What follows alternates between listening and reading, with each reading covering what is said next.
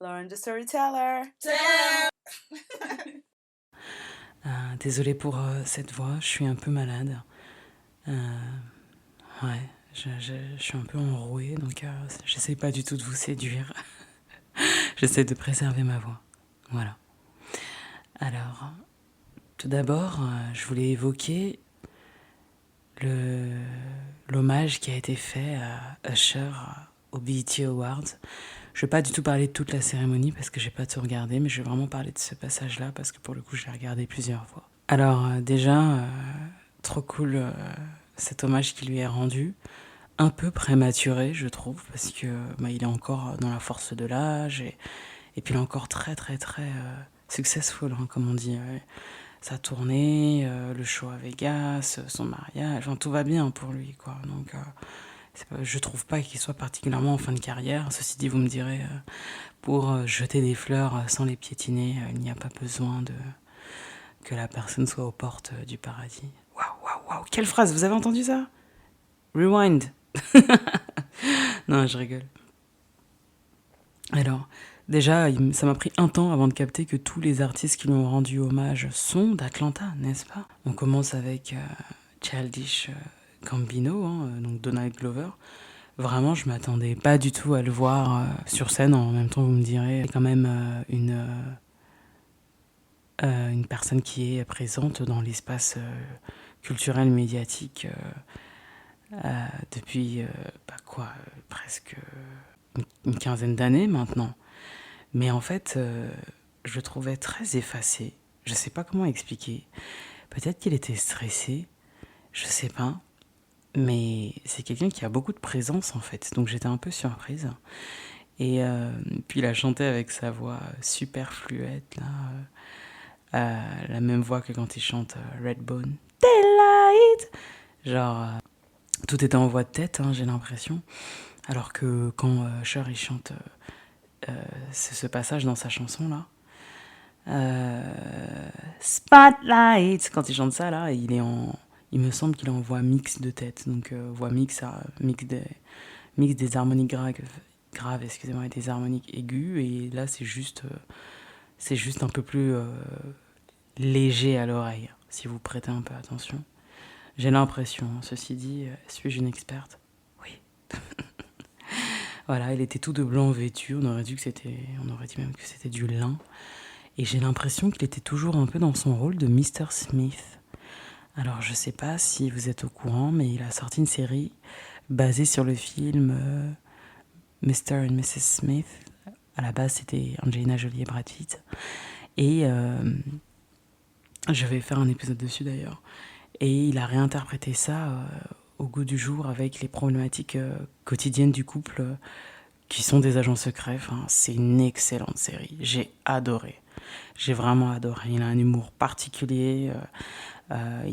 C'est dramatique, c'est décalé, c'est comique. Enfin, franchement, pour le coup, c'est une des bonnes séries que j'ai regardées ces derniers mois. Ensuite, on a la super talentueuse Kiki Palmer qui a enchaîné avec Bad Girl. Je sais pas comment vous expliquer, mais pour moi, la voix de Kiki Palmer, elle est tellement Atlanta coded. Je sais pas si vous voyez ce que je veux dire. Je veux dire, elle a tellement. Mais justement, enfin, la voix des chanteuses qui ont grandi à Atlanta dans les 2000s.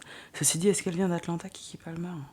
Parce que je vous dis ça, mais je vérifie grâce à mon ami ultime Google. Ah non, pas du tout, pas du tout. Elle vient de Chicago. Bah, je retire ce que j'ai dit alors. En fait, ce qui est intéressant, c'est que comment il s'appelle, Childish Gambino, le fait qu'il ouvre l'hommage, en sachant que c'est quand même le gars qui représente Atlanta, mais de manière un peu alternative, depuis quasiment une décennie, dans le sens où il a déjà toute sa carrière artistique, d'acteur, sa carrière d'écrivain, scénariste, et aussi toute sa carrière musicale, où il fait son rap alternative, et quand il est arrivé avec This is America, et puis tous ses derniers albums qu'il a sortis, euh, il a vraiment un univers assez intéressant. Et puis bien sûr, il y a la série Atlanta qui est de l'afro-surréalisme et qui est vraiment devenu culte en fait. Donc je trouve que c'est une bonne idée d'avoir ouvert avec lui, même si, encore une fois, je trouve qu'il a été un peu effacé. Pour revenir sur Kiki Palmer, bah non, en fait, apparemment, elle vient du sud de Chicago. Je l'associe à Atlanta, elle aussi, donc peut-être que je me trompe.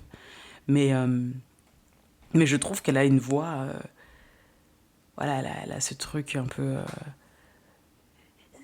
cassé dans le... Give me one, yeah, da, da, da, da. Genre, elle a un peu de saturation dans la voix. Mais en même temps, c'est très éclatant aussi quand elle chante.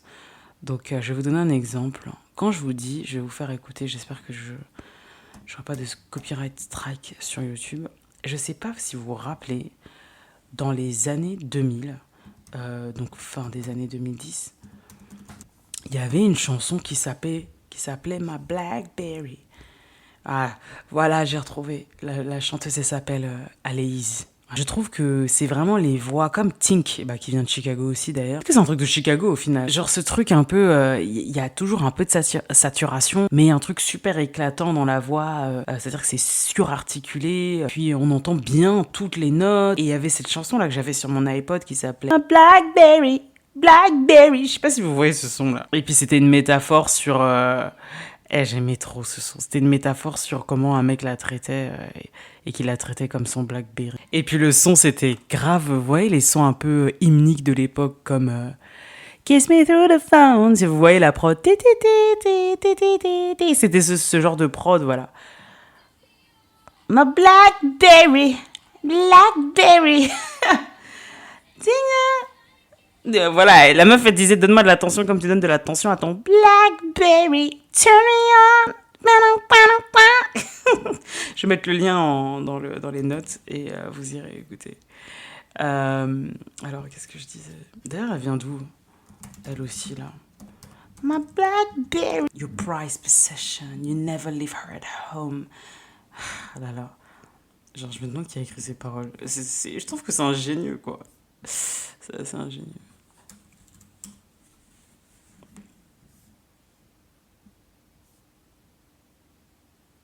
Oh là là, je suis en train de regarder en plus la couverture. Elle avait le tissage Vixen Sous-In. Avec les créoles diamantes, avec le diamanté là. Vraiment ghetto fabulous quoi. C'était tellement. Mais c'était vraiment bien cette époque. Hein. Ah, les Crank That, les Soldier Boy, Tell 'em.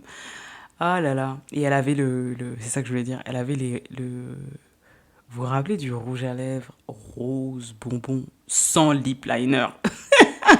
Je vous parle de cette époque-là. On avait toute la même coupe. C'était génial. Franchement, je regrette un peu. On était un peu insouciants, quoi. Bref, pour revenir à Kiki Palmer, j'avais écouté son album l'année dernière, je crois. Je me rappelle plus. Et, euh, et même tout son univers musical est assez... pour moi, ça fait très Atlanta, sud des États-Unis. C'est très régional, en fait.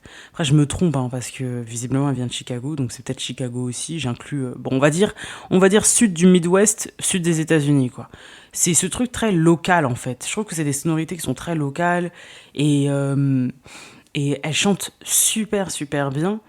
Mais j'ai l'impression que comme certaines d'entre nous, elle fait plusieurs choses. Du coup, elle s'amuse à travers toutes ces aventures artistiques, quoi. Elle sait danser, elle sait chanter, elle fait des podcasts, elle est présentatrice. Enfin, vraiment multi-talented. Et là, quand je l'ai vue sur scène, j'ai dit, mais c'est vraiment une superstar, quoi. Elle danse super bien, elle chante super bien. Elle est performeuse à l'américaine, comme on dit, quoi. Qui manque un peu hein, ces dernières années. Dire que bien sûr, on a Monet, on a Tiana Taylor, on a Chloé Bailey, on a quelques personnes, mais je trouve qu'à une époque, c'était juste normal. Dire que on n'attendait pas moins, alors que maintenant, on a des gens qui sont un peu timides sur scène, ce qui n'est pas un problème.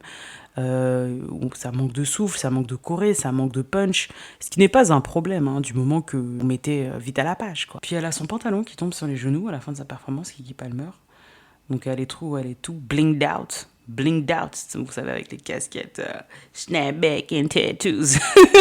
Vous vous rappelez de cette époque? et Kid Ink et, euh, et toute cette époque-là. Comment il s'appelle? Colin Tiley, le réalisateur de Californie, là. Enfin bref. Avec le A dessus, blinged out, donc avec plein de diamants rhinestone dessus, comme on dit. Puis bon, elle finit pantalon sur les genoux, et je sais pas si c'est une référence à quelque chose que j'aurais raté, mais j'ai pas trop bien compris. Ensuite, on a Summer Walker qui nous donne un peu de Corée, un petit chimie, assez abordable. Chimie, quand je veux dire chimie, chimie, yeah, chimie, yo, je parle de ça. Donc elle danse un tout petit peu et tout. Et je suis un peu contente pour elle parce qu'elle disait qu'elle avait beaucoup d'anxiété sociale et que sur scène, c'était pas forcément évident. Donc là, le fait qu'elle se lance un peu plus facilement dans la danse et le chant en même temps, en restant dans son domaine, quoi. Enfin, elle montre qu'elle essaye et c'est pas plus mal. Et elle, pour le coup, elle vient d'Atlanta. Ensuite, on a Coco Jones qui s'est lancée dans une sérénade à la manière de Usher, en fait. Est-ce qu'elle vient d'Atlanta, elle? Bah non, en fait, elle a grandi en Caroline du Sud. Je l'associe à Atlanta aussi. Je trouve que son look, sa manière de chanter, c'est là-bas, quoi. De toute façon, dès que c'est le sud des États-Unis, là, Caroline du Sud, je considère que c'est déjà le début du Sud, quoi. Je vous dis ça, vous avez des gens qui connaissent bien les États-Unis vont dire, mais elle est à l'ouest, celle-là. Coco Jones qui nous a fait une très belle percée cette année avec pas mal de représentations et une voix incroyable. Elle a un très beau timbre, de très beaux graves. Et c'est assez intéressant parce que. Donc voilà, on la voit même avec. Comment il s'appelle? Smell like Badusi. Comment il s'appelle lui là? If I was a baby, I wanna, Nelly Choppa, je crois que c'est lui. Hein. Où elle a un moment où voilà, elle lui fait un peu de l'œil à travers la performance et il est un peu mal à l'aise et puis il lui fait un sourire super tordu et tout, c'est trop drôle. Tordu dans le sens où sa bouche est tordue. Et en fait, c'est marrant parce que pareil, on la sent un peu stressée, enfin c'est Usher quoi. Mais vous imaginez, vous êtes là et d'un coup on vous appelle, on te dit tu vas chanter pour rendre hommage à Usher, tu vas lui chanter ses chansons au visage. Mais moi j'aurais un stress. Oh là là, je pense que c'était pas facile pour eux. Hein. Vraiment, je sais pas comment ils ont fait. Alors Marsha Ambrosius, ouais. Franchement, je sais pas si vous avez déjà chanté sur scène, mais voilà, je vais m'arrêter là. Ma théorie, c'est qu'elle a commencé son run, donc sa vibe, hein, comme on dit en français, elle a commencé son run en voix mixte, donc je répète, mixture des harmoniques graves et des harmoniques aiguës, et qui a un placement vocal qui n'est pas facile en fait. C'est un placement vocal qui se travaille pendant des années, et c'est pour ça qu'il y a les performeuses comme Beyoncé, ou même comme Chloé Bailey, ou même comme Whitney Houston surtout, sont hyper impressionnantes parce qu'elles sont tout le temps en mix. Et si vous voulez faire un mix, il suffit de froncer les sourcils et de dire bah voilà, c'est ça le mixte. Et enfin, plus ou moins ça. Et vous allez sentir en fait, si vous froncez les sourcils et vous mettez votre bouche comme quelqu'un qui est pas content, qui se plaint, mais vous allez sentir que vous êtes dans un placement vocal qui est différent. C'est un placement qui est difficile, mais de ce que je comprends ces dernières années en culture chant et en culture comédie musicale aussi, parce que j'ai l'impression que pas mal de choses sont dictées via la comédie musicale par rapport à l'histoire de la musique, les opérettes et compagnie, le gospel, etc. Que c'est devenu très à la mode. Donc je vous donne un exemple pour ceux que ça intéresse. Si vous allez écouter The Movie in My Mind, qui est un film, qui est une chanson qui vient de la comédie musicale Miss Saigon. Si vous allez écouter la version actuelle, la chanteuse elle est en voix mixte.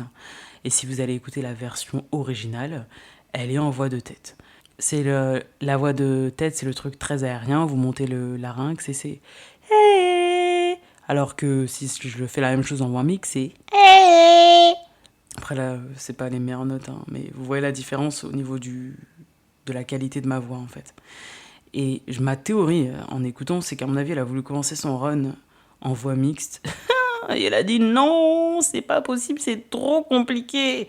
Et elle a abandonné. Elle a fait une octave en dessous, j'ai l'impression, hein, peut-être que je me trompe, corrigez-moi si vous avez une meilleure oreille que moi, ce qui est très probable. Et je peux pas lui en vouloir. Chanter, c'est difficile, hein. C'est pas naturel du tout. Et surtout, je pense que dans le chant, je pense c'est le cas, dans le chant, il y a tout un aspect émotionnel, psychologique, il y a du trac, il y a du stress, Et puis je me demande, je pense que c'est le cas, enfin bien sûr, Le fait de chanter, si vous chantez devant Usher, c'est une légende du R&B, c'est une légende même de la pop, hein, mainstream en général, de la black music aussi, et vous lui chantez ses chansons. Et vous passez après plusieurs performeurs qui sont des fois peut-être meilleurs, des fois plus aguerris, des fois plus jeunes, des fois, enfin il y a plein de choses qui se passent quoi. Donc je peux vraiment pas lui en vouloir, hein, elle peut continuer à chanter derrière son chapeau. Et le truc que je voulais dire, c'est que personne ne chante mieux les chansons d'Usher que lui. C'est-à-dire qu'elles sont écrites pour lui, c'est écrit dans sa voix, et si c'est pas le cas, il va trouver le moyen de le faire parce que c'est un excellent chanteur. Et j'avais déjà fait un podcast sur lui, il comprend parfaitement l'univers de sa musique. Je trouve que c'est difficile, c'est pour ça que j'aime pas les covers, dans le sens où personnellement je n'ai jamais été fan des covers parce que j'ai une voix assez particulière et qui n'est pas assez travaillée. Et aussi, même quand les gens en font, il y a toujours un aspect, pour le coup, culturel, donc entre parenthèses whitewashing. Il y a un aspect performance, donc ça c'est le gars là, par exemple, j'ai oublié son nom, qui reprend les chansons de R&B féminin et met un peu la version du gars, et c'est toujours méga débridé ou méga sexuel, enfin voilà. J'aime pas, j'ai du mal avec les covers en fait. Juste l'idée des covers, j'ai du mal. À part quand ça part d'une bonne intention, c'est une ancienne chanson, c'est réinterprété. Ça passe de la country au R&B, ça passe du R&B à la country, mais bon, ça c'est encore un autre débat. Ou alors, par exemple, pour moi, les meilleurs covers, c'est I Will Always Love You de Whitney Houston qui a repris Dolly Parton, ou Smooth Criminal de ce groupe de hard rock ou de rock, je sais plus. As it came into the window, was the sound of... Eux là, vous voyez très bien de qui je parle. Alien Ant Farm, c'est une des covers les plus connues et les plus parfaites en fait que j'ai vues dans la musique. C'est-à-dire que quand l'intention de la cover c'est de redécouvrir la chanson dans un nouveau genre, je trouve que c'est super intéressant. Mais bon, je suis pas fan des covers. Alors, chanter une cover et la personne que tu couvres est là, j'imagine même pas ce que c'est. Et en fait, dans le lot, c'est le meilleur chanteur. C'est-à-dire que dans tous les gens qui ont chanté, c'est le meilleur. Il n'y a pas de débat, en fait.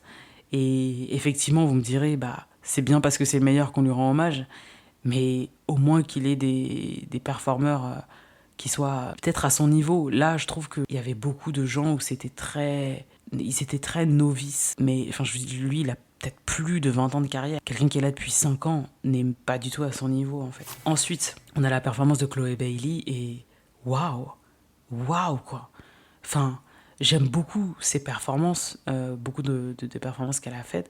En plus, elle est extra et tout, même si je pense qu'elle expérimente encore avec sa direction artistique. Mais au moins, elle prend du galon en tant que performeuse, et ça, c'est très très très appréciable. Sa voix, elle est parfaite sur Good Kisser d'ailleurs. Parfaite. Et son maintien du souffle, sa projection, ses belts, c'est parfait. Et je suis pas surprise, elle fait ça depuis très longtemps aussi. Oui, je fais partie des anciennes qui la suivaient sur YouTube. Enfin, je les suivais, je voyais leurs covers sur YouTube, et il y en a beaucoup que j'ai regardé. Hein. Vous savez très bien, les 2014, les 2015, c'était encore bambine. Ce qui est génial, c'est qu'elle est en mix. Elle est en voix mix, mais elle, pour le coup, c'est un mix poitriné, en fait. Donc il y a beaucoup plus d'harmonique grave. Et elle est en pleine voix. Et elle chante vraiment. Et on entend tout ce qu'elle dit. Et il n'y a pas un moment où ça faiblit. C'est-à-dire que dans les autres performances, on entend clairement qu'il y a des soucis, mais elle, c'est parfait. Et sa voix est stable, alors qu'elle n'arrête pas de bouger. Et je peux vous le dire, je crois que je l'ai déjà évoqué. Ensuite, on a Tina Shea. Et j'ai déjà fait un podcast sur Tina Shea, donc vous pouvez vous référer à ça. Excellente danseuse, excellente performeuse. Mais je pense qu'au niveau de la voix, c'était compliqué. Mais ce qui n'est pas un problème, hein. C'est une bonne artiste studio, elle a un univers, elle danse super bien. Et je répète, hein, je pense que dans les gens qui exercent ça comme profession au niveau public, quand on dit mainstream, donc vraiment populaire, il y a beaucoup plus de gens qui sont des artistes studio, voire que ça, que des gens qui ont le full package, comme on dit. D'où l'importance de Tyla, en fait. Et enfin, on a la performance, le duo magnifique de Tiana Taylor et Victoria Monet, qui rendent hommage à Beyoncé et Usher. Et en fait, j'ai mis un temps avant de capter que Tiana Taylor était en live, en fait. Elle chantait en live, Enfin, du moins, c'est l'impression que j'avais. Et je me suis dit, mais elle est en train de faire tout ça et elle chante en même temps, mais on la sous-estime de ouf en fait. Ce qui m'a fait, ça m'a un peu fait de la peine pour elle parce que, man, like, she's been grinding. Enfin, ça fait longtemps. Depuis le Sweet 16 qu'on a vu sur MTV, elle essaye en fait. Et elle a eu ses moments de gloire avec Fade de Kanye, puis A little cocky, I can do it, Dad. Vous voyez l'album dont je parle, je crois que c'est Seven que l'album s'appelle. Et même l'autre, l'album d'après, là j'ai oublié le nom de l'album, mais A Rose in Harlem. It be the one, is it the one, not you. Vous voyez de quelle chanson je parle. Nah, I've been more than a little bit, I've been more than a little bit. Je me rappelle même plus ni des notes, ni des paroles, alors que j'aimais trop cette chanson. Je pense que je vais faire un podcast dessus, analyse des paroles, là, comme j'adore faire. Et super, super intéressant parce que donc elle est toute de Michael Jackson vêtue. Voilà, elle a un chapeau et un suit. Et Victoria, elle est vraiment en tenue presque de majorette, quoi. Et elle swirl, et elle tourne dans tous les sens. Et puis j'aime trop le moment où la caméra qui fait un 360 quand elles sont en 69. Genre, c'est trop bien, c'est trop bien. Franchement, je m'attendais pas du tout à ce qu'il y ait une performance aussi dansée. Et Victoria, elle est venue cette année, elle a dit je vais tout donner.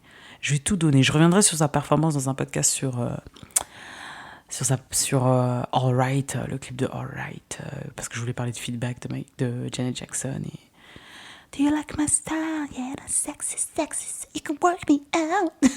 Enfin bon, voilà. Désolé, il y a beaucoup d'interruptions avec mes références, donc si vous ne comprenez pas, dites-moi et je changerai ma manière d'aborder mes podcasts. Même si vous le savez, hein, c'est très freestyle, on est entre nous. Et enfin, on a Lato, anciennement Mulatto, qui finit en rap. C'est un peu retombé comme un soufflet pour moi. Je pense que si elle avait fait un texte, je sais pas, hein, je jette des suggestions à l'eau. Si elle avait fait un rap elle-même en parlant de la carrière d'Usher sur 20 ans, ça aurait été hyper original et super intéressant et assez nouveau, quoique un peu cucu, je l'admets, mais ça aurait été plus intéressant, je pense. Là, reprendre un rap, enfin, je veux dire, pour le coup, dans les covers, comme je disais, il y a une compétence technique, il y a les compétences vocales. On l'a vu, hein, en fait, à quel point ça joue dans une cover. C'est-à-dire que tu vas faire attention à ton placement vocal, c'est ce que je vous dis, hein, voix de tête, voix de mix, voix poitrinée, etc. Tu vas faire attention à même la tonalité dans laquelle tu vas prendre la chanson, donc tu vas peut-être changer les accords. C'est une redécouverte de la chanson, donc tu vas peut-être même des fois changer le genre. Donc il y a tout un aspect artistique, et ensuite tu chantes les paroles dessus qui sont les mêmes. Mais dans le rap, je veux dire, le principe du rap même, c'est qu'il n'y a pas de mélodie, il y a une cadence. Donc tu as juste à suivre la cadence qui t'est déjà imposée, et la seule différence qu'il va y avoir, c'est ta voix, en fait. Et là, pour le coup, je trouvais que c'était pas très intéressant. Et d'ailleurs, un bon exemple de ça, c'est, je sais pas si vous vous rappelez c'était un duo avec une femme blanche avec les cheveux un peu rouge au burn et son copain. Et ils avaient repris 6 Foot, 7 Foot de Lil Wayne sur YouTube à l'ancienne. Je sais pas si vous vous rappelez. Karma. C'était pas le nom de ce. Voilà, c'était Carmine. Voilà. Et c'était l'époque où il y avait tellement de covers sur YouTube, sur MySpace. Et puis elle commence au début, elle chante vraiment en pleine voix. Hey, Mr. Talman, tell me banana. Et ensuite, elle chante normal. Et à l'ancienne. Attendez, je vais regarder la cover et je vais revenir au podcast. Ouais, quand même, c'était stylé, quand même. Bon, avec le recul, c'est moins impressionnant que quand on l'avait regardé à l'époque. Enfin, je me rappelle, elle avait repris aussi Look at Me Now de Chris Brown. Et il y avait eu 114 millions de vues. Non, mais c'était une dinguerie. Je crois que c'est les premières vidéos qui ont fait autant de vues, non? Je pense, hein, avant Gangnam Style. Enfin, tout ça, c'est autour de la même époque. Et ça fait grave. Ce podcast, il est grave en train de devenir en mode digital. Pop culture history, hein, j'ai l'impression, hein, mais bon. Et Et puis il y avait le gars qui jouait son piano derrière et tout. Et d'ailleurs, je sais pas si vous savez, mais elle a fait un rebranding, la meuf de Carmine, là, Carmin. Enfin, elle a fait tout un rebranding. Ouais, maintenant, elle s'appelle Queen Herbie. Et puis elle est grave en mode make-up fin des 2010s. Enfin, c'est assez particulier. Alors qu'avant, elle avait vraiment un style où elle avait sa houppette, un peu années 40, là. Enfin bref, assez intéressant comme rebranding. Elle a fait un espèce de rebranding ultra glam. Puis même la musique est différente, les sonorités sont un peu différentes. J'avais écouté il y a quelques temps. Anyways, et bah, ce qui était intéressant ou plus ou moins impressionnant quand elle rappait, bon, moi à l'époque, je me disais, ok, c'est juste une Yovo qui rappe, enfin, ok, enfin, on s'en fout, il y en a plein. Je veux dire, à l'époque, enfin, c'est pas nouveau, quoi, donc je comprenais pas la nouveauté. Et en fait, avec le recul, il y a une bonne analyse à faire de ça parce que bon.